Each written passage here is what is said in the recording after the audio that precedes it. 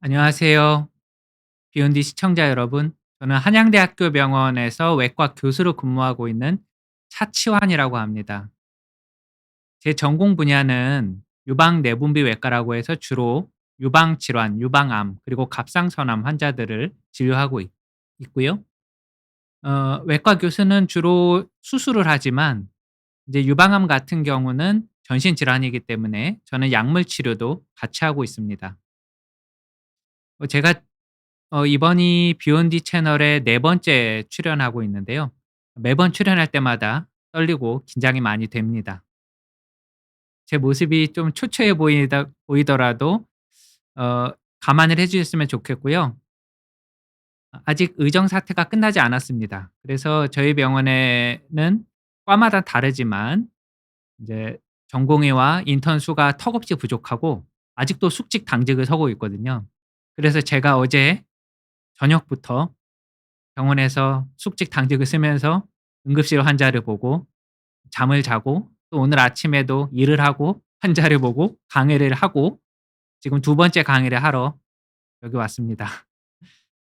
그래서 바라건대 빨리 이런 불행이 좀 끝났으면 하는 바람이고 이제 조속히 의정 사태가 봉합이 돼서 인턴 전공의들 그리고 뭐 나아가 펠로우들까지 우리 미래 한국 의료를 책임질 그런 젊은 의사분들이 속히 병원으로 돌아오고 저희 같은 대학병원들도 정상화되어서 많은 환자분들이 어 이제 행복하게 이전에 최고의 세계 최고의 의료의 그런 서비스를 한국에서 다시 누리셨으면 하는 바람입니다.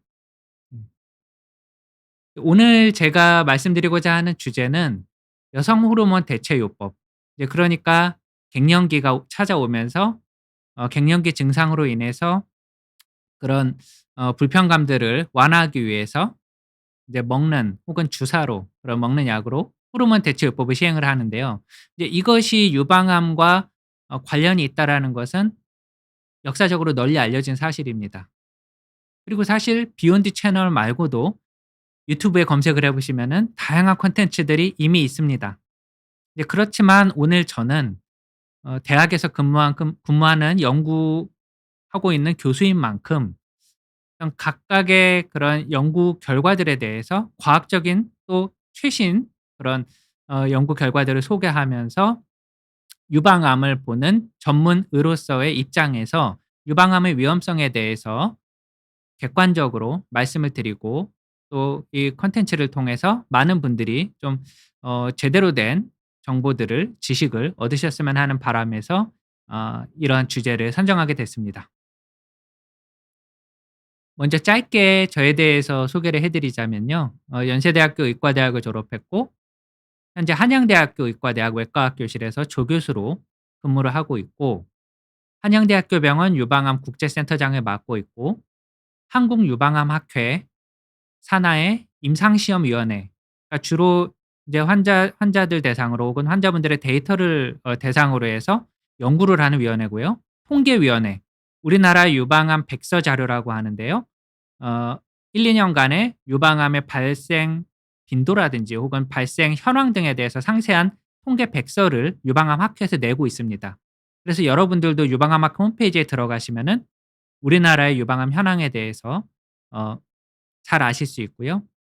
그래서 그런 백서를 발간하는 업무에 같이 참여하고 있습니다. 그리고 술기위원회, 유방암 수술도 날로 진화하고 있고 또 새롭게 발전을 하고 있는데요. 예를 들면 로봇 수술이라든지 내시경 수술 그리고 유방암의 수술 범위에 있어서도 최근에 비약적인 어떤 임상 연구 결과들로 인해서 큰 변화들이 있습니다.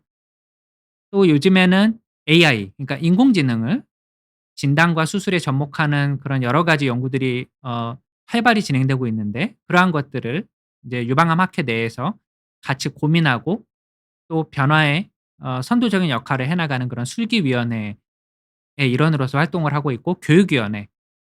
사실 교육이라는 게 환자를 대상으로 하는 교육도 중요하지만 어 의사들을 의사들 혹은 전문의들을 상대로 한 교육도 굉장히 중요하거든요. 그래서 날로 어떤 많은 정보들이 지식들이 학회에서도 또 임상 연구 결과로 나오고 있는데 그러한 부분들을 어 의사 전문의를 비롯한 그런 전문가들을 상대로 하는 그런 교육하는 그런 목적의 학회 산하위원회에서 또 위원으로 활동을 하고 있습니다. 그래서 여기까지만 봐도 사실 제가 굉장히 벅차 보이고 또 하고 있는 그런 연구와 교육과 진료 일이 많아 보이는데 저는 개인적으로 저의 채널을 운영하고 있습니다. 그래서 으라차차 이제 제가 차치환이기 때문에 환자분들한테 힘을 내시라고 으라차차 유방암에서 살아남기라는 채널을 운영하고 있고 이 채널을 통해서 많은 수의 환자분들과 실시간으로 댓글을 통해서 소통하고 또 우리나라 의료 현실에서 뭐 3분 의료, 5분 의료 이렇게 나오지만 실제 대학병원에서 긴 시간 동안 환자분들을 만족시키면서 환자분들과 대화를 하기에는 어 미국이나 유럽과 달리 좀 쉽지 않은 형편입니다. 그래서 그런 진료실에서 환자분들의 궁금증, 미처 해결하지 못하는 궁금증들이라든지 또 최근에 나오는 여러 가지 신약이라든지 새로운 임상시험 연구 결과들을 진료실에서 회진 시에 회진을 할 때 다 설명드릴 수가 없거든요. 그래서 그런 것들을 제가 아주 열심히 노력해서 콘텐츠를 만들어서 올리고 있습니다. 예, 물론 너무 이런 바쁜 여러 가지 일 때문에 과중한 업무 때문에 정기적으로 올라오고 있지는 못하지만 그래도 시간이 날 때마다 짬 날 때마다 환자분들을 위해서 대중을 위해서 이런 교육 목적으로 저희 채널을 운영하고 있으니 시간이 나시면 한번 방문해 보시면 좋겠고요. 그리고 인제 맨 밑에 보시면은 요게 인제 저희 과의 마크입니다. 네, 한양대학교를 상징하는 동물이 사자거든요. 그래서 저희 레오라고 부르는데 저희 마스코트가 거기 옆에 메스가 있죠, 메스. 예. 이게 수술을 집도할 때 칼입니다. 그래서 이 메스와 거기를 감싸고 있는 뱀. 이게 인제 그리스 로마 신화에서 의료, 의학을 인제 상징하는 그런 마크들인데 요게 한양대학교 의과대학 외과학교실의 로고입니다. 네. 매우 공들여서 저희 과장님께서 만드셨기 때문에 한번 소개를 꼭 해 드리고 싶었습니다. 네. 여기 제 채널인데요. 보시면은 이제 막 구독자 수가 2,000명 정도 됐습니다.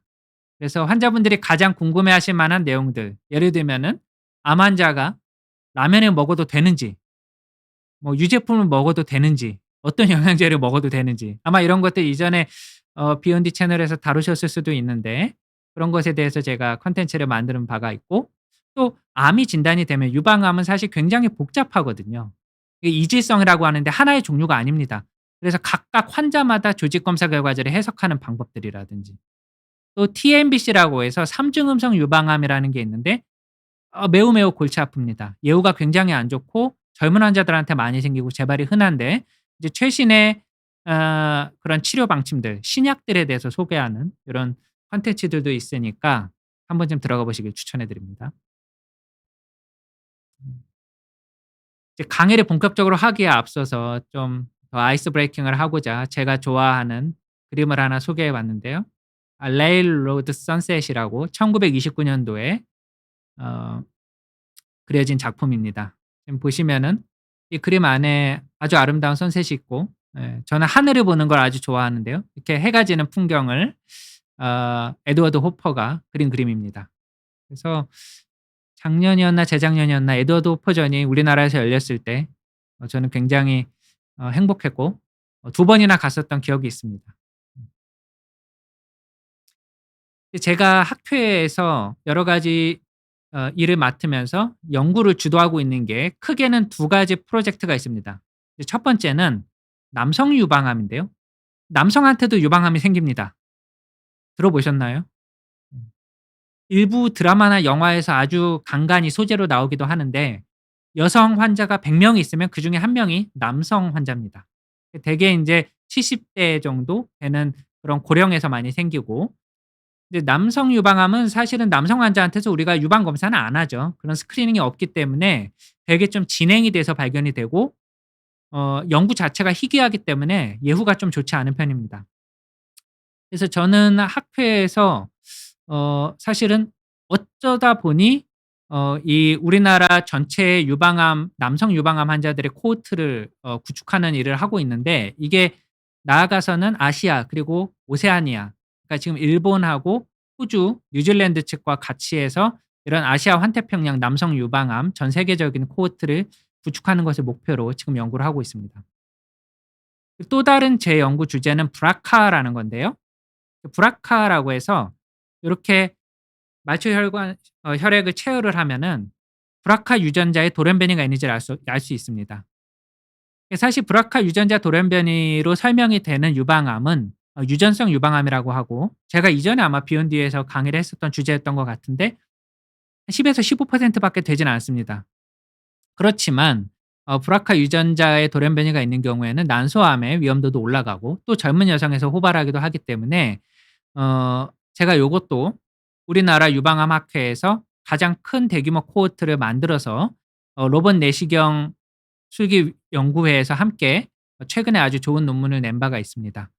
그래서 이렇게 굵직굵직한 코호트를 가지고 저는 주로 연구를 하고 있는데, 사실 이 두 가지 연구 주제를 제가 시작하게 된 게 한 4-5년 전인데 아주 우연찮은 기회였습니다.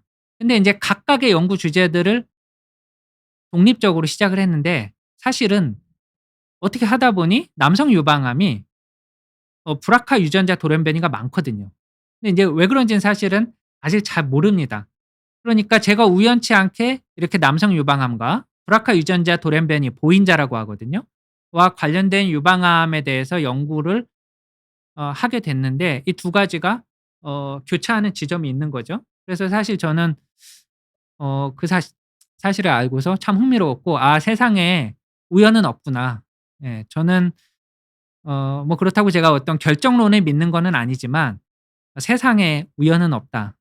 뭔가 이런 다 인과관계가 있고, 그리고 또 어떤 자연의 섭리라든지 인생의 섭리라는 게 있다. 이것이 사실 오늘 강의 주제 중에 하나의 큰 주제입니다. 예. 이것에 대해 이따 또 말씀을 드릴 거고요. 실제 환자 케이스로 시작을 하도록 하겠습니다. 52세 여자 환자고요. 글씨가 좀 작아서 죄송합니다만 한 열흘 전부터 오른쪽 유방에 만져지는 종괴가 있어서 강남 땡땡땡 외과 의원에서 시행한 핵침, 그러니까 중심 침 생검이라고도 하는데 조직 검사를 얘기합니다. 유방암을 진단하는 골드 스탠다드 검사죠. 핵침 생검상 IDC, 치밀성 유방암을 줄여서 Invasive Ductal Carcinoma IDC라고 하는데요. 그러니까 열흘 전부터 오른쪽에 만져지는 종괴가 있어서 조직 검사했더니 유방암이 진단됐어요. 근데 이분은 안젤릭이라는 여성 호르몬제를 2년 조금 넘게 복용한 분이었고, 또 언니가, 이분이 인제 52 세인데 언니가 35세 때 유방암이 진단된, 그러니까 굉장히 이른 나이죠. 어 이렇게 이른 나이에 유방암이 진단된 경우에는 사실은 가족력을 넘어서 유전자가 연관이 되어 있을 수 있습니다. 그래서 아마 브라카 유전자 검사 앞서 말씀드린 고걸 했을 건데요. 어쨌든 언니가 35 세에 아주 이른 나이에 유방암에 진단된 가족력이 있었고 여성 호르몬제를 2년 좀 넘게 복용을 하다가 유방암이 진단이 된 케이스인데요. US라고 되어 있는 건 울트라소노그램입니다. 그러니까 초음파에서 C5, 아주 유방암이 의심되는 병변이 라이트 오른쪽 유방 11시 그리고 10시 방향, 이렇게 시계 방향으로 저희가 보통 차트에 적어 놓거든요. 그래서 조직 검사를 하신 분들이라든지 유방암 환자분들은 이런 표현들에 좀 익숙하실 거예요. 한 3 센티미터 정도 되는 메스가 2 개가 있었고 주변에 미세 석회가 있었다. 그러니까 미세 석회가 뭐냐면은 사실 나이가 들면서 혹은 어떤 분들은 아주 젊어서부터 유방 조직 주변에 석회가 있는 경우가 있어요. 근데 대부분은 뭐 특별한 문제는 없습니다. 그렇지만 어떤 미세 석회는 요 유방 촬영술 그림 요 환자 건데요. 그래서 보시듯이 굉장히 광범위하고 모양이 제각각이고 또 모양이 예쁘지가 않습니다. 동글동글하지가 않아요. 이렇게 삐죽삐죽삐죽하고 모양이 각각 제각각인데 이런 경우에는 유방암하고 연관됩니다. 그러니까 암 조직이 생기면서 미세 석회도 같이 주변으로 번지죠. 그래서 이런 경우에는 보통 어 아주 초기의 유방암, 우리가 제자리암이라고 부르는데 그런 유방암 세포들이 미세석회의 형태로 나타나는 경우가 아주 많습니다.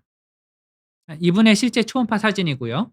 보시면은 오른쪽 11시 방향에 유두에서 4 센티미터 방향에 이렇게 큰 종괴가 있었습니다. 종괴가 있었고 한 3 센티미터가 넘어가니까 변기로 따지면 이기인데 주변에 이렇게 하얗게 보이는 부분들이 인제 석회가 깔려 있었던 거거든요. 그래서 이렇게 석회가 광범위할 때는 어쩔 수 없이 매우 불행하지만 52 세의 젊은 나이임에도 불구하고 전절제술을 해야 됩니다. 그러니까 이 가슴의 유방 조직을 모두 다 제거를 해야 되는 거죠. 그래서 이분은 그렇게 전절제술을 수술을 했었고 이분의 케이스를 제가 가져온 이유는 과연 이분한테 유방암이 진단된 것이 우연이었겠는가? 앞서 제가 우연이 없다고 말씀드렸죠. 그러니까 이분은 가족력이 인제 35 세에 진단된 아주 강한 가족력이라고 볼 수 있는 거고 그리고 사실 우리나라에서 요 나이대 그러니까 50대 중후반부가 유방암이 점점점 증가해서 가장 피크를 이루기 시작할 때라고 저는 생각이 드는데 요 나이대에 여성 호르몬제를 2년 넘게 인제 복용을 했는데 이것들이 어떠한 어 이분의 상황에 비춰 보았을 때는 이게 까마귀 날자 배가 떨어진 것처럼 아주 우연한 상황은 아닌 것으로 저는 생각이 됩니다. 다음 슬라이드를 볼까요? 먼저 서론으로서 여성 호르몬에 대해서 말씀드리자면은 여성 호르몬은 크게 두 가지 종류가 있습니다. 네, 첫 번째는 에스트로겐. 그래서 여성의 2차 성징을 담당하고요. 우리의 생리의 주기를 조절합니다. 그리고 피부와 뼈의 건강, 심혈관 보호 기능을 담당하고요. 그래서 폐경이 되면은 우리가 골다공증이라든지 심혈관 질환 이런 게 인제 생기는 가능성이 올라가는 거죠. 에스트로겐의 그 우리 몸의 에스트로겐 수치가 낮아지기 때문에. 그럼 이제 두 번째 여성 호르몬은 프로제스테론입니다. 프로게스테론은 임신을 유지하고 또 자궁 내막의 두께를 조절하는 데 중요한 역할을 하고요. 그래서 인제 뒤에 말씀드리겠지만 어쨌든 프로게스테론 이 프로 자궁 적출술을 했냐 안 했냐 그러니까 즉 자궁이 있냐 없냐에 따라서 여성 호르몬제의 선택이 프로게스테론에 같이 병합하냐 아니냐가 달라지게 됩니다. 그래서 이렇게 두 가지 여성 호르몬이 우리가 있다라는 거를 아시면은 좋을 것 같고요. 그래서 인제 폐경이 찾아오면은 갱년기 때 흔하게 겪는 증상들로는 여성 호르몬이 급감하게 되면서 안면 홍조 그러니까 이제 얼굴이 울그락불그락해지면서 이제 영어로는 핫 플러시라고 하는데요. 매우 환자분들이 괴로워하죠. 그리고 수면 장애, 수면의 질이 떨어집니다. 어떤 분들은 뭐 한 2-3 시간마다 깬다고 말씀하시고 골다공증 이게 인제 나이가 들면서 골절하고 연관이 될 수 있기 때문에 매우 중요하고 질건조증 이런 게 흔하게 나타나고 우울감 그래서 많은 여성분들이 또 우울감을 호소하기도 합니다. 야간 발한 그러니까 새벽에 밤에 인제 자려고 누웠는데 이게 땀이 많이 나는 거 이런 것들이 다 우리가 갱년기 증상들이고 한 보고에 의하면은 폐경 여성 중에서 약 80% 정도가 갱년기 증상들을 경험한다. 그러니까 삶의 질이 아주 바닥으로 떨어진다라고 보고한 바가 있었습니다. 그래서 그러면 이론적으로 이렇게 여성 호르몬이 떨어졌으니까 외부에서 약이든 주사 제제든 뭐 어떤 크림이나 연고의 제제든 요런 것으로 부족해진 여성 호르몬을 보충해 주는 치료법이 바로 호르몬 대체요법. 약자로 줄여서 HRT라고 하죠. 요걸 인제 갱년기 증상을 완화시키는데 효과적으로 사용을 해볼 수가 있겠습니다. 그래서 이런 호르몬 대체 요법 HRT의 이점으로는 먼저 증상 완화가 가장 크고요. 안면 홍조라든지 야간 발한 같은 이게 인제 혈관 운동성의 변화 때문인데 이런 혈관 운동성으로 인한 증상을 크게 개선시키는 것으로 알려져 있습니다. 그리고 앞서 말씀드린 것처럼 질건조증이라든지 또 요로 감염 등과 같은 2 차적인 비뇨생식기 증상들을 효과적으로 치료함으로써 개선하죠. 그러니까 우리가 여성 호르몬 대체요법이 어 틀렸다는 건 아닙니다. 분명한 이점이 있고 우리가 특히 아주 심하게 증상을 겪는 분들 같은 경우는 이런 아주 간단한 약물 치료만으로도 삶의 질이 아주 극적으로 달라질 수 있거든요. 그래서 이런 여성 호르몬 대체요법도 분명한 이점들이 있고 또 골다공증을 예방한다. 아까 말씀드린 것처럼 폐경 후에 골밀도 감소를 방지하기 때문에 골다공증으로 인한 골절의 위험을 줄이는 효과가 분명히 있습니다. 메타 분석에 따르면 그러니까 메타 분석은 기존에 나왔던 페이퍼들, 연구 결과들을 다 모아서 아주 큰 규모에서 대규모로 각종 연구 결과들을 리뷰하고, 그러니까 인제 어떤 연구자 그룹에서 기존에 인제 연구들이라는 게, 의학 연구는 다 각각의 한계들이 있거든요. 디자인이 다르고 세팅이 다르고 어떤 대상자 수도 제한이 있고, 또 어떤 연구들은 후향적 설계라고 해서 차트 리뷰에 의존한 것들도 있고, 어떤 연구들은 전향적 설계이기는 하지만 그 디자인 자체가 모든 어떤 연구의 장점을 다 만족시킬 수는 없습니다. 그래서 그런 현재까지 발표된 연구들을 다 종합해서 하나의 큰 페이퍼로 리뷰해서 분석해내는 게 바로 메타 분석인데, 한 메타 분석에 의하면은 어쨌든 호르몬 대체요법의 효과가 60세 미만의 건강한 폐경 여성이 이런 호르몬 대체요법을 받았을 때에는 전체적인 사망률이 무려 13%나 감소한다라는 보고를 한 바도 있습니다. 굉장히 큰 수치죠.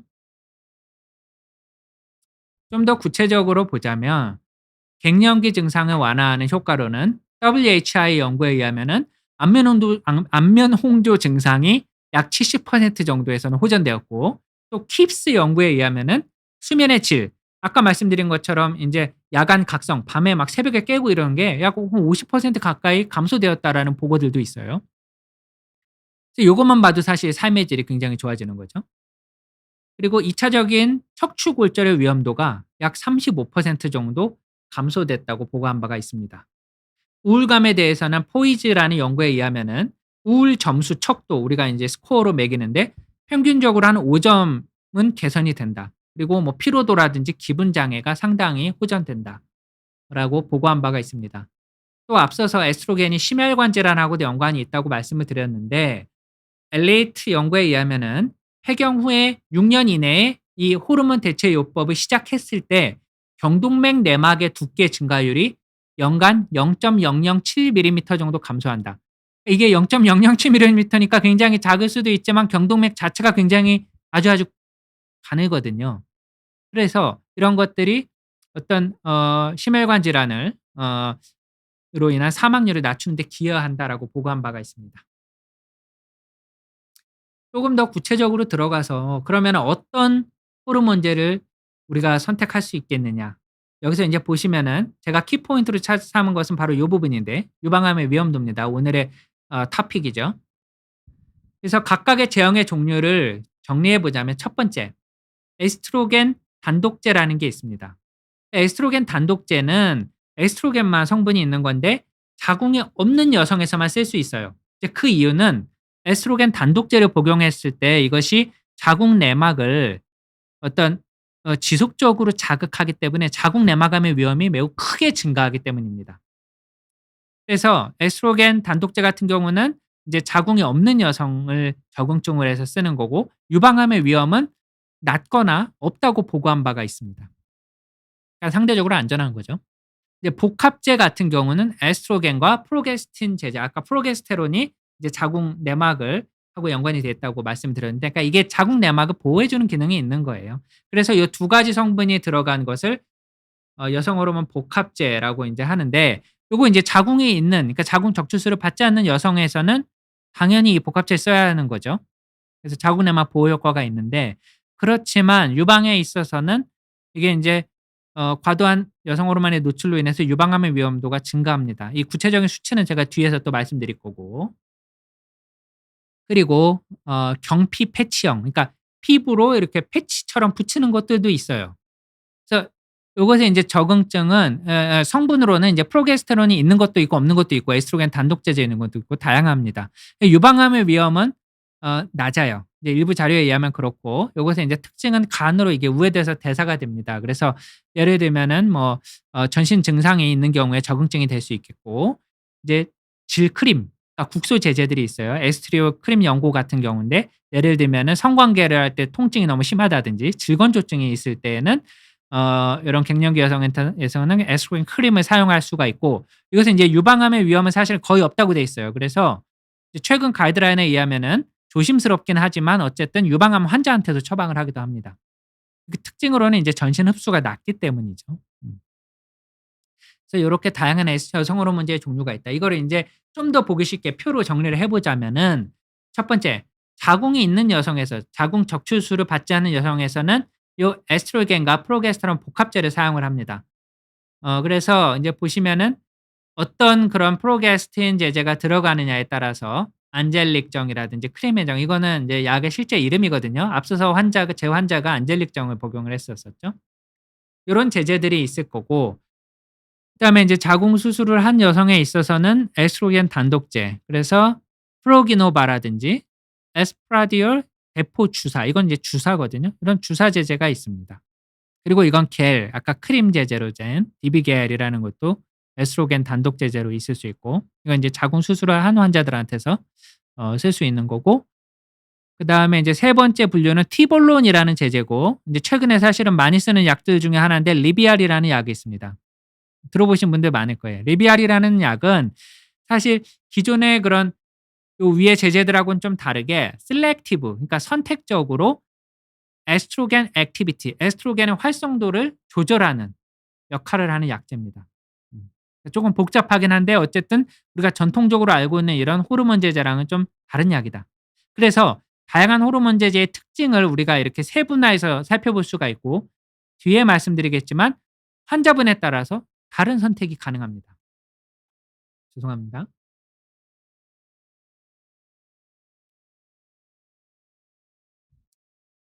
그래서 먼저 뭐 예를 들자면은 생리 패턴에 따라서 다를 수도 있는 것이고, 뭐 이거는 이제 폐경기 이전에 생리를 하는 여성에서 사용하는 경우를 들 수 있겠죠. 그리고 용량에 따라서도 하프 정도 있어요. 그러니까 절반 용량을 가지는 것들도 있고, 저용량 제제들도 있습니다, 여성 호르몬 제제 중에서. 그리고 앞서 말씀드린 것처럼 복합 제제, 그러니까 특별한 특성을 가진 그런 선택적으로 작용하는 티볼론, 리비알이 있고, 바제독시펜이라고 하는 그런 복합 제제가 있는 듀아비브, 요것도 인제 많이 들어보셨을 수도 있는데, 어 유방암의 위험도가 아주 많이 안 올라간다고 해서 최근에 사실은 많이 개원가에서 처방하고 있는 약들입니다. 투여 방법에 따른 분류로 앞서 말씀드린 것처럼 경피용, 그러니까 피부에 뭐 패치라든지 뭐 혹은 주사 제제, 요런 것들은 전신의 어떤 혈전 색전증, 이게 인제 여성 호르몬제의 심각한 합병증 중에 하나인데, 이런 색전증 들어보셨죠? 그러니까 이 혈관에 피떡이 생기는 거예요. 혈전이라고 부르는 게. 그런 어떤 피떡이 생기는 위험도가 좀 낮다라고 인제 보고된 바도 있습니다. 티볼론, 리비알에 대해서 조금 더 살펴보자면은 다면적인 효과가 있다고 우리가 보통 얘기합니다. 그래서 우리 몸에서 에스트로겐으로도 프로게스테론으로도 또 심지어는 안드로겐으로도, 안드로겐은 인제 남성 호르몬인데 안드로겐으로도 인제 작용을 할 수 있는 그런 다면적인 효과가 있다. 또 유방에 미치는 영향이 쪼끔 상대적으로 낮다. 그러니까 인제 유방의 밀도를 증가시키지 않고 유방통이 적다. 인제 뒤에 말씀드리겠지만 여성 호르몬 대체요법을 계속하면 할수록 유방 밀도가 올라가거든요. 그러니까 치밀 유방이라고 우리가 표현하는데, 치밀 유방은 사실은 유방 촬영술의 민감도가 떨어지고 경우에 따라서는 이게 유방암하고 굉장히 연관이 있다라고 보고돼 있어요. 그래서 최근에 저희 대학교에서 박보영 교수님이라고 예방의학, 그러니까 역학을 인제 연구하시는 분인데, 대규모 역학 자료를 가지고 이런 치밀 유방의 치밀도의 변화가 유방암에 발생하고 얼마나 연관이 있는지를 우리나라 빅데이터를 가지고 아주 좋은 저널에 논문을 발표한 바가 있었습니다. 어쨌든 티볼로는 좀 유방 밀도에 있어서는 안심할 만하다. 이제 그렇지만 어쨌든 요것도 유방암하고 연관이 있기 때문에 환자한테 있어서는 당연히 복용하면 안 되는 거고, 뒤에 또 말씀드리겠습니다. 최근에 많이 처방되는 약들 중에서 듀아비브라고 해서 바제독시펜 복합제제라는 성분이 있는데, 요것도 프로게스테론 대신에 선택적인 에스트로겐 수용체 조절제, 앞서 제가 말씀드렸죠. 선택적으로 이런 조절을 하는 약제라는 거예요. 그거를 인제 영어로 줄여서 SERM이라고 합니다. 이런 썸 제제고, 바제독시펜이 바로 그런 제제입니다. 그 듀아비브는 인제 뼈를 보호하는 효과, 앞서서 인제 골다공증, 뭐 골절, 이거 말씀을 드렸었는데 폐경 후에 뼈에 대해 있어서는 에스트로겐의 수용체로 작용제 역할을 하기 때문에 뼈를 보호하는 효과들이 있고, 또 자궁도 동시에 보호해요. 그러니까 자궁 내막에는 기량제, 그러니까 반대로 역할을 하기 때문에 어 자궁을 보호해서 이런 자궁 내막암의 위험으로부터 좀 안전한 그런 약입니다. 예, 요거는 사실 오늘 강의와는 쪼끔 다른 이야기이기는 한데, 제가 강의를 준비하면서 논문들을 쭉 찾아보다가 새롭게 발견한 사실이에요. 그러니까 이 "여성 호르몬 대체 요법이 치매 위험을 증가시킨다."라는 연구 결과가 있었습니다. 요것도 2023 년도에 덴마크에서 나온 관찰 연구인데 이제 무려 6만 명의 대상 여성들을 대상으로 한 그런 아주 대규모 코호트를 바탕으로 한 거고, BMJ라는 아주 세계적인 그런 저널에 실린 연구인데, 이런 호르몬 대체 요법 자체가 치매의 발병 위험을 최대 24%나 높인다는 연구 결과였습니다. 어 저희 어머니가 어 어 이 한 2년 정도 된 것 같은데, 인제 사실은 치매를 앓으셨는데 소천하시기 전에 조기 치매셨는데, 저희 어머니도 이건 이제 사담이긴 하지만 여성 호르몬을 꽤 오랫동안 드셨거든요. 그래서 어쨌든 어머니 생각이 좀 나서 이 여성 호르몬 대체 요법이 치매 위험을 증가한다라는 걸 제가 찾아보고 나서 사실은 아주 좀 이게 머리에 좀 이렇게 번쩍이는 게 있었습니다. 그래서 인제 많은 분들이 잘 모르실 수도 있을 것 같아서 요 데이터를 좀 소개해 드리자면은, 이 여성 호르몬 대체 요법을 1년 이하 사용한 그룹에서도 치매 위험이 장기적으로 보면 21%나 증가했고, 12년 이상 아주 장기간 사용한 경우에는 무려 74%나 위험이 증가했어요. 심지어 55세 이하, 그러니까 아주 젊은 환자한테서 치료받은 경우에도 장기간 봤을 때 24%에서 치매 발생의 위험률이 올라갔다는 겁니다. 그러니까 요 논문 BMJ에 실린 요 논문에 있는 그래프를 그대로 가져와 봤는데요. 여기 보시면은 첫 번째는 모든 원인의 치매, 두 번째는 어 아주 후기, 그러니까 나이가 들어서 생기는 치매, 세 번째는 알츠하이머, 우리가 흔히 많이 알고 있는 알츠하이머 병의 각각의 이 카테고리에서 never use, 그러니까 이 에스트로겐과 프로게스테론 복합제를 사용하지 않은 그룹을 요 가운데 선으로 봤을 때 오른쪽으로 갈수록 위험비, 해저드 레이시오를 우리가 위험비라고 하는데 얼마나 더 생기느냐거든요.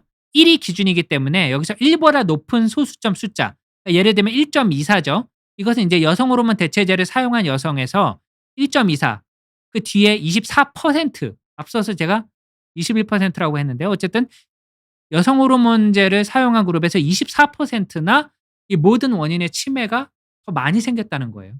24%나 그 발생률을 올린다는 거고, 아래쪽으로 내려갈수록, 그러니까 이 여성 호르몬 대체요법의 기간이 점점점 늘어날수록 치매가 발생할 확률도 무려 74%까지도 증가합니다. 아래 그래프도 보시면은 비슷한 트렌드를 나타내죠. 오른쪽으로 갑니다. 예. 요 그래프에서도 보시면은 뭐 물론 중간에 이렇게 걸려 있는 거는 의미가 없는 데이터긴 하지만 전반적으로 보면은 여성 호르몬 대체요법을 사용하는 환자에서 알츠하이머가 생길 가능성이 22%나 올라갑니다. 음.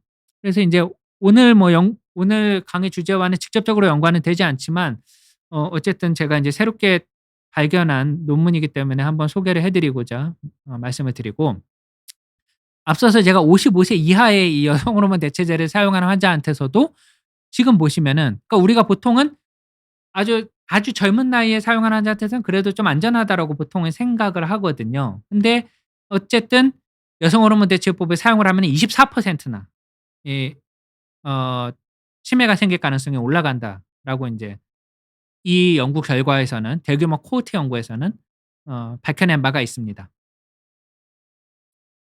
그렇다면 유방암하고 연관성은 왜 생기냐? 일단은 우리가 아주 심플하게 생각하면은 유방 조직 자체는 에스트로겐에 많이 노출될수록 에스트로겐으로부터 자극을 해서 이렇게 증식이 되는 거거든요. 그래서 세포가 증식이 되다 보면은 그 안에 돌연 변이를 동반한 세포들이 생겨요. 그거 우리가 인제 쉽게 설명드리면 "변형된 세포다." 쪼끔 더 어렵게 설명드리면 "비정형 세포다."라고 말씀을 드리는데, 비정형이라는 건 정형, 그러니까 제대로 된 모양에서 벗어났다라는 거죠. 우리가 비정형 세포는 계속 두면은 유방암이 된다고 말씀드립니다.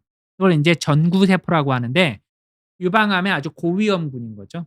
예, 그러니까 에스트로겐에 많이 노출이 될수록 유선 조직의 세포에 자극이 되고 증식이 되면서 여기서 더 나아가서 변형된 세포들이 많아지게 되고 이것이 바로 비정형 세포로 이어지게 된다라고 인제 보통은 우리가 인과관계를 설명드릴 수 있겠고요. 앞서 제가 서두에 말씀드린 바에 의하면은 WHI 연구는 미국에서 나온 꽤 오래된 연구인데 어 약 16,000 명의 폐경기 여성을 대상으로 한 아주 큰 대규모 연구입니다. 이 연구에서 에스트로겐과 프로게스테론 복합제를 사용한 환자군에서 유방암의 발생 위험도가 24%가 증가한 걸로 알려졌고 이건 인제 전향적 연구 그러니까 대상자들을 모집을 하면서 이 환자들을 추적을 해 나가면서 하는 건데 장기간 아주 꼼꼼히 디자인을 해서 나온 거고 따라서 이 연구의 결과는 전향적 연구라는 거는 아주 에비던스가 높은 거거든요. 그러니까 아주 신뢰도가 높은 겁니다. 이런 어 이 아카데미 임상 아카데미에서 봤을 때에는 어떤 연구의 이 신뢰도를 판단을 해 놓았을 때 아주 신뢰도가 높은 건데 이 연구에서는 복합제를 사용하고 나서 유방암이 너무 많이 생기니까 예상했던 것보다 연구가 중단이 됐습니다. 그리고 또 하나 사실은 이 여성 호르몬제를 복용한 여성에서 중단한 이후에도 이 유방암의 위험도가 5년 이상 유지됐어요. 그러니까 약을 끊어도 유방암이 생기는 거를 안심할 수가 없다. 인제 라고 이 연구에서 밝혀낸 바가 있었고 절대적인 위험은 연간 1,000 명당 한 4 명까지 정도의 유방암이 새로 발생이 됐다. 그러니까 우리가 인제 이런 연구 데이터를 봤을 때 사실은 의사마다 교수마다 어 사람마다 연구자마다 사실은 관점이 좀 다를 수 있습니다. 우리가 똑같은 그림을 보더라도 사람마다 느끼는 게 다르고 어떤 똑같은 데이터를 보더라도 사람마다 초점을 맞추는 게 다를 수 있죠. 그래서 일부 인제 연구자들은 이 WHI 연구를 보고서 사실은 절대 위험도가 아주 높지는 않기 때문에 이 여성 호르몬 대체 요법에 대해서 지지하는 분들도 당연히 있어요. 예. 이건 인제 사람마다 다를 수 있습니다. 좀 주관성이 개입될 수 있는 부분이에요. 이 WHI 호르몬 프로그램의 디자인은 아주 오래됐다 보니까 이게 옛날 프레젠테이션을 제가 그대로 가져와 봤는데 자궁 적출술을 했냐 안 했냐 유무에 따라서 한 그룹에서는 앞서서 제가 이 에스트로겐 단독제제 여기 CE라고 표현을 했는데 이 랜더미제이션 그러니까 무작위로 배정을 해서 어 대상자들이 모르게 이제 당신은 에스트로겐 요법을 단독제 요법을 하는 거고 당신은 플라시보 위약입니다. 이렇게 해서 추적을 한 거거든요. 그래서 인제 자궁 적출술을 안 한 여성에서는 아까 인제 프로게스테론 복합제제 여기 인제 MPA라고 써 있는데 이제 요것과 플라시보군을 무작위 배정 이 랜더미제이션을 해 가지고 연구를 한 겁니다. 그래서 고 연구 결과인데 지금 보시면은 아까 해저드 레이시오 위험비가 제가 뒤에 소수점이 그 퍼센트라고 그랬죠. 24%나 유방암을 증가시키는 걸로 나왔어요. 지금 보시면은 이 파란색이 위약군이고 이 빨간색이 에스트로겐과 프로게스테론 복합제제입니다. 지금 보시면은 그래프가 있는데 약 4년 이후 기점을 놓고 봤을 때 위약군하고 해서 이렇게 그래프가 나뉘어지는 걸 알 수 있죠. 이 말은 어쨌든 어 이 복용 기간이 4 년을 넘어가면 그러니까 5 년째부터 유방암이 발생할 확률이 확실히 올라간다라는 겁니다. 이 부분은 이제 뒤에 말씀드리겠습니다. 근데 이제 이 연구의 흥미로운 점은 2015 년도에 이 WHI 데이터를 가지고 서브 분석 그러니까 어떤 세분화된 그런 어 데이터들을 가지고 분석한 거에 따르면은 에스트로겐 단독군에서 그러니까 자궁이 없는 여성에서는 오히려 유방암의 위험도가 낮아지는 그런 흥미로운 연구 결과가 나왔죠. 그래서 인제 보시면은 이 잘 보이시죠? 그 각각의 어떤 질병들에 대해서 세분화된 그런 어 위험도와 이득, 장점을 나타낸 편인데 요거 인제 잘 보시기 바랍니다. 첫 번째 심혈관계 질환에 있어서는 요게 파란색이 단독제거든요. 단독제를 사용한 여성군은 아주 이 위험도를 낮추는 게 효과가 컸어요. 근데 인제 복합제는 올라가죠. 이게 인제 두 번째가 바로 유방암입니다. 근데 이제 유방암은 올라가죠, 복합제에서는. 근데 인제 단독제는 낮아져요. 단독제는 낮아지고 그리고 스트로크 이게 인제 뇌혈관 질환이거든요. 뇌혈관 질환은 복합제 올라가죠. 그리고 색전증 아까 혈전 색전증 올라가죠. 말초 정맥 색전증 올라가죠. 그리고 인제 보시면은 폐암은 오히려 인제 낮아지는 결과 보이고 인제 골절은 아주 예방 효과가 크죠. 골반골절도 마찬가지고. 그리고 앞서 제가 말씀드린 것처럼 전체 사망률 그러니까 전체 사망률은 사실은 이 여성 호르몬 이 대체 요법이 사실 낮춰주는 효과가 있었고 당뇨도 인제 낮춰줍니다. 그러니까 어쨌든 질환마다 좀 이렇게 차이가 있기는 하나 보시면은 이 유방암의 위험도는 이 복합제제 사용했을 때 올라가는 건 당연합니다. 인제 장기간 이 데이터를 추적한 결과에 의하면은 13년 동안 누적 추적한 건에 의하면은 이 위험도가 21.28로 인제 28% 에서 인제 호르몬 대체요법을 발생한 한 군에서 인제 올라가고 이건 중재 단계라는 거는 인제 어 연구 기간 내에서요. 연구 기간 내 이 위험비가 비슷하죠. 그리고 중재 후의 단계 이건 나중에 장기간 추적했을 때 유방암의 위험도가 지속이 된다. 이런 데이터가 이제 보고된 바가 있었고 이걸 이제 표로 정리한 건데 복합 호르몬제 요법의 위험과 이득을 평가했을 때 이득은 어쨌든 골절의 위험이라든지 대장암 혹은 뭐 당뇨 아까 인제 전체적인 사망률을 낮춰주는 효과는 있다. 그렇지만 위험도를 세부적으로 봤을 때 유방암, 뇌졸중, 혈전증 그리고 아까 치매 그런 위험은 좀 올라간다. 그래서 이거를 증상을 개선할 목적으로 단기간 사용하는 것을 고려하기를 저는 권유드립니다. 제가 이렇게 말씀드리는 바는 2019 년도에 아까 제가 메타 분석이라는 연구 방법론에 대해 말씀을 드렸는데 란셋이라고 아주 세계적인 잡지 저널에 실린 메타 분석 연구 결과를 보면은 무려 인제 11만 명에 가까운 그런 대상자들의 데이터가 들어 있습니다. 이런 환자들의 데이터를 분석을 했을 때 그러니까 이거는 어 앞서서 말씀드린 그런 WHI 연구뿐만 아니라 각종 전 세계에서 나온 데이터들을 당시까지 나온 데이터들을 다 수집을 해서 연구자들이 객관적으로 걸러낼 데이터는 걸러내고 아주 한계가 큰 데이터들은 또 거기에 감안하고 해서 인제 세부적인 분석을 한 거예요. 여성 호르몬 대체제 중에서 인제 복합제 요법을 5년 이상 사용했을 때 유방암의 위험은 2.1 배나 올라간다. 그리고 에스트로겐 단독제 같은 경우는 1.3 배가 올라간다. 그리고 말씀드린 것처럼 사용을 중단한 이후에도 그 위험도가 10 년에서 15년 동안 계속 지속이 된다. 이 란셋에 실린 표를 그대로 가져와 봤는데요. 인제 보시면 제가 하나하나 설명드리면은 인제 현재까지 요 맨 첫 번째는 현재까지 어떤 그 여성 호르몬 대체요법을 유지하는 군이고 그 아래에는 이전에 여성 호르몬 대체요법을 사용했던 군입니다. 요거는 에스트로겐 단독제, 요거는 에스트로겐과 프로게스테론 복합제죠. 그래서 앞서 말씀드린 그 그래프랑 똑같이 해석하시면 됩니다. 중간이 1 이고 오른쪽으로 갈수록 위험도가 올라가는데 여기서는 인제 상대적인 위험도라고 그래서 인제 보시면은 여성 호르몬 대체요법을 5 년에서 9년 정도 사용을 했고 지금도 사용 중인 여성에서는 무려 1.97 배 그리고 복용 기간이 길어질수록 계속 그 유방암의 발생 위험도는 올라가죠. 올라가는 걸 알 수 있고 어 인제 지금은 복용을 안 하고 과거에 복용했던 그런 여성들을 대상으로 한 데이터를 보면은 5 년에서 9년 혹은 10년 이상 보면은 요거에 비하면 인제 그래프가 좀 덜 가파르죠. 그러니까 한 1.3배 정도 아주 오래 10년 이상 복용했더라도 지금 이제 끊은 환자한테서는 1.3배 정도 유방암의 위험도가 생긴다라고 해석을 할 수 있겠고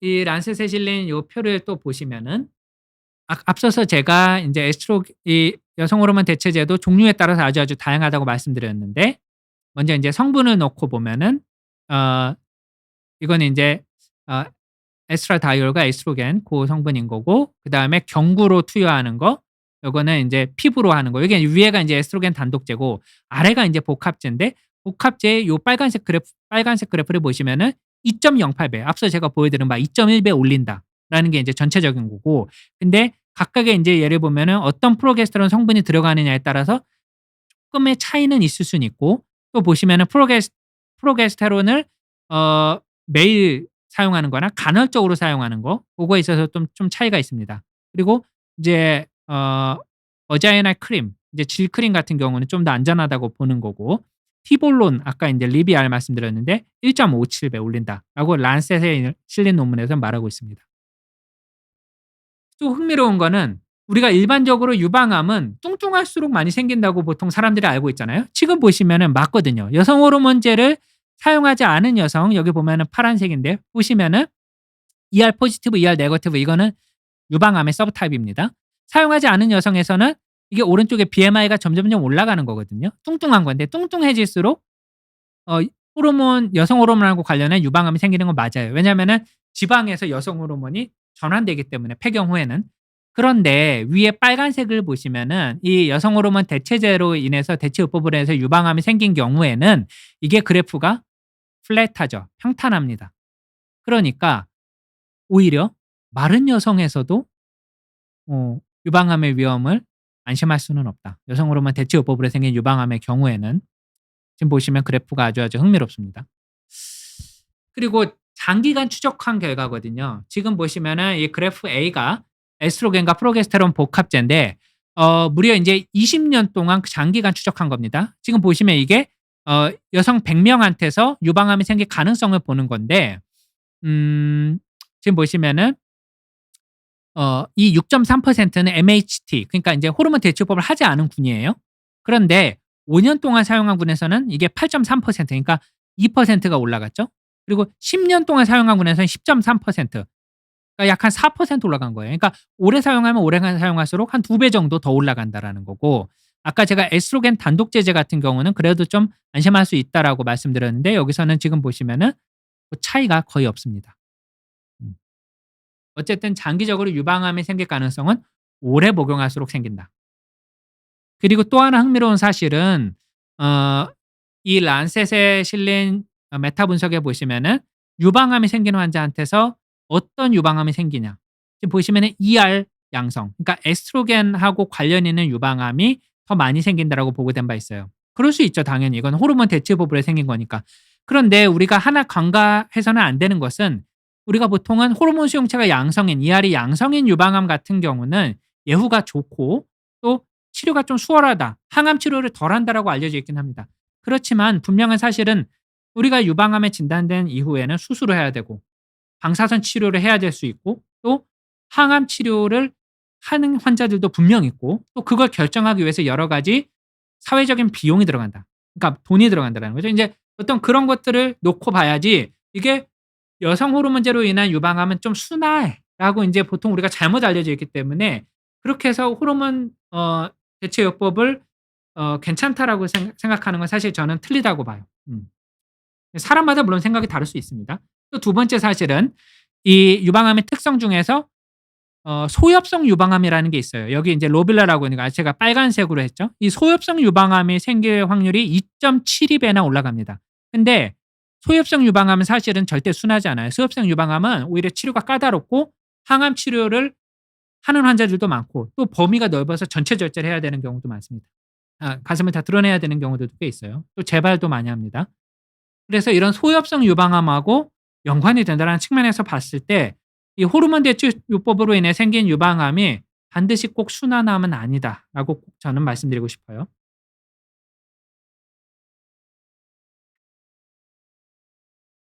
그리고 앞서서 인제 이 유방의 밀도하고 연관이 있다. 그러니까 치밀도랑 영향이 있다고 말씀드렸는데 이 호르몬 대체요법은 두 종류 모두 유방의 치밀도를 증가시킵니다. 그래서 치료를 시작한 지 2년 차에 약 한 5% 까지 치밀도가 증가한다고 보고된 바가 있고 앞서 말씀드린 것처럼 이러면은 유방암이 진단이 좀 어렵죠.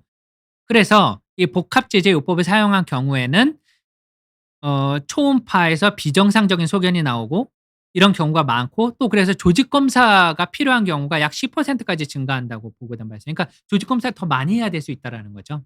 또 인제 아주 단기간 동안 그런 호르몬 대체제를 중단한다고 해서 이런 영상 검사에서 비정상 소견이 더 낮아지냐? 이건 아닙니다.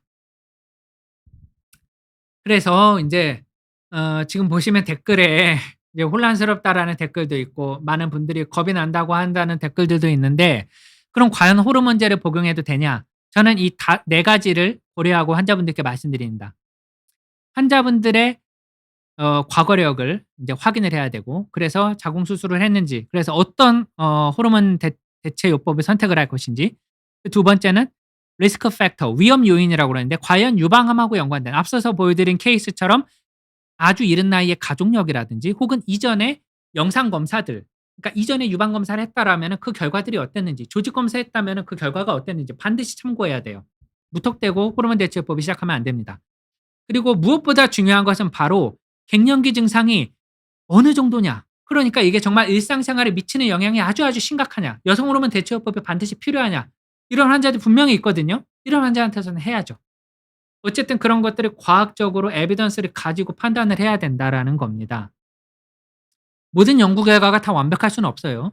그렇지만 제가 앞서서 말씀드린 그런 연구 결과들을 다시 한 번 더 이 강의와 방송을 들어보시면은 어떤 연구 결과가 가장 신뢰성이 있는지 우리가 확인할 수 있을 겁니다. 그리고 반드시 중요한 거는 정기 검진은 필수입니다. 그래서 저는 매년 유방 촬영술하고 초음파를 꼭 권해 드립니다. 특히 이 호르몬 대체요법을 시작하는 환자들은. 그리고 반드시 5년 이내로 복용 기간을 좀 단축할 거를 권유드리고, 사실은 이 호르몬 대체요법 말고도 식물성 에스트로겐 제제들이 있습니다. 그래서 저도 가끔 처방하고 많은 어떤 개원의 분들이 처방하는데, 그러니까 인제 요런 것들을 좀 참고를 해볼 수가 있고, 또 인제 안면 홍조라든지 뭐 야간 발한이나 뭐 수면의 질 뭐 이런 부분들은 사실은 반드시 여성 호르몬 대체요법 말고도 SSRI라고 부르는 항우울제 약물을 단기간 복용을 해도 약 30% 정도는 요 갱년기 장애가 줄어들 수 있어요. 그러니까 이런 보완적인 방법들도 있다. 기본적으로 수면 환경을 개선하고 규칙적으로 운동하는 게 갱년기 여성 건강에 매우 매우 중요합니다.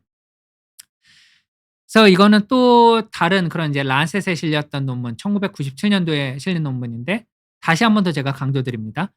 여기 보시면 보라색 화살표가 5년 이상, 요 아래쪽으로 보면은 요 오른쪽으로 그래프가 가죠.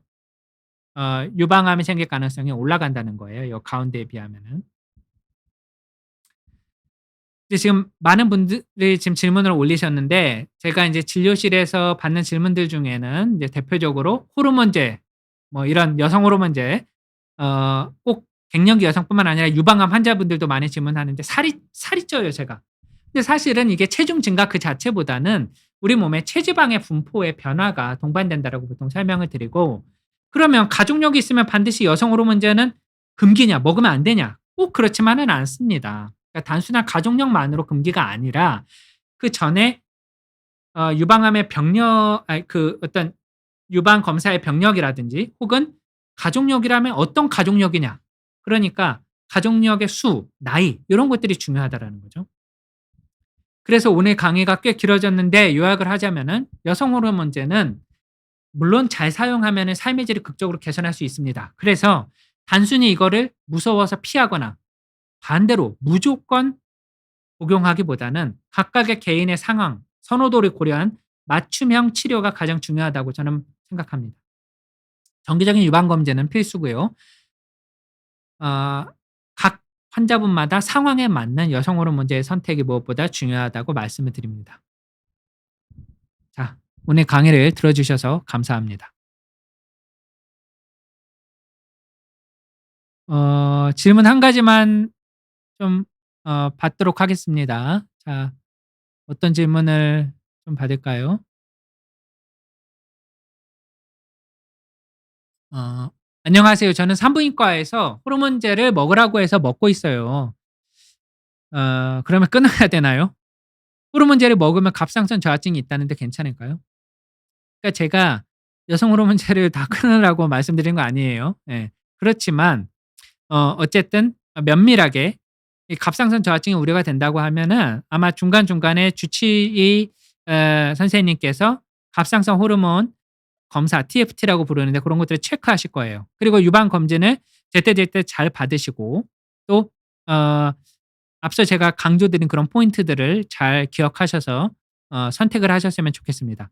그리고 그다음 환자분, 그렇지 않아도 완경 이행기라 병원 다니는데 내과 선생님은 강력 반대하시고 산부인과에서도 잘 처방 안 해 주시려 해서 고민 중이었습니다. 예. 좀 속이 시원해지셨나요? 어쨌든 오늘 강의가 좀 도움이 되셨으면 하고요. 그리고 자궁이 있는 여성으로서 루틴 007분, 갱년기 증상으로 관절통이 있다면 유트로게스탄과 디비겔, 바르는 여성 호르몬제로 치료가 가능할까요? 바르는 호르몬제는 유방암에 안전하지 않나 싶어서요. 다른 호르몬제들은 부작용이 있어서 중지 상태입니다. 예, 저도 그렇게 생각합니다. 음. 또 다른 질문들 어 없으시면은 제가 이제 마무리 멘트를 드릴 거고, 인제 혹시 더 궁금하신 부분은 여기에 댓글을 달아 주시거나 아니면은 어 제 채널 으라차차에 방문해 주셔서 또 댓글 남겨 주시면 제가 성심성의껏 답변을 다하도록 하겠습니다. 오늘 긴 강의를 들어 주셔서 감사하고요.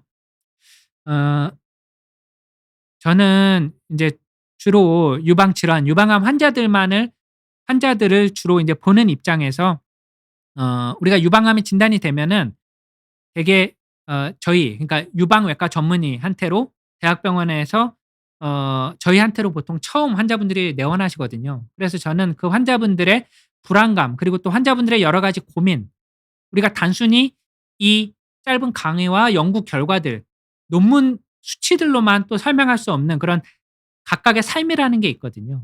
그래서 이제 그런 부분에 좀 초점을 맞춰서 오늘 강의들을 준비를 했고, 앞서 서두에 말씀드린 것처럼 우리가 어 어떤 모든 사건의 어떤 결과에는 우연이 없다고 저는 생각은 합니다. 그래서 여성 호르몬 대체 요법을 고려하시는 분들, 복용하시는 분들도 음 그런 부분들을 잘 감안하셔서 현명하게 선택을 하셔서 우리가 유방암으로 인한 과도한 어떤 공포, 두려움으로부터 꼭 해방되셨으면 하는 바람입니다. 자, 시청해 주셔서 감사합니다.